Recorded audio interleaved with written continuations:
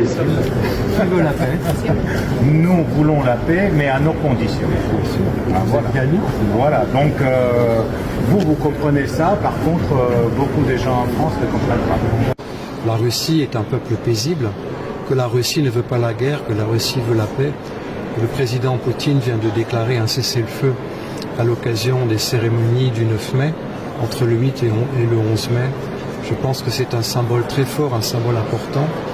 À l'heure où nous célébrons la fin de la Deuxième Guerre mondiale, mais nous célébrons aussi, j'espère, le retour de la paix en Ukraine et le retour de la paix en Europe.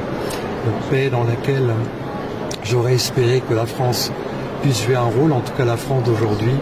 Malheureusement, les décisions sont contraires au bon sens, sont contraires à la raison, mais j'espère que sur la durée, nous pourrons de nouveau célébrer l'amitié franco-russe. Nos deux gouvernements pourront la main dans la main célébrer l'amitié franco-russe.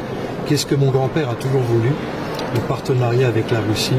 Parce que être rassemblés, ça a toujours été profitable à la Russie et à la France.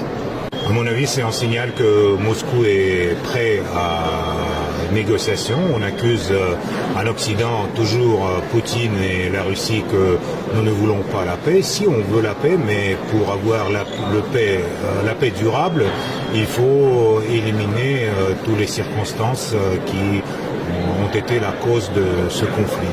Donc c'est cessez-le-feu pour 3 jours, donc pour 72 heures. Ça va permettre à nos gars sur le front de fêter le jour de la victoire qui leur arrière-grand-père, leur père, ont commis en 1945. J'espère bien que l'Ukraine va aussi soutenir cette démarche russe.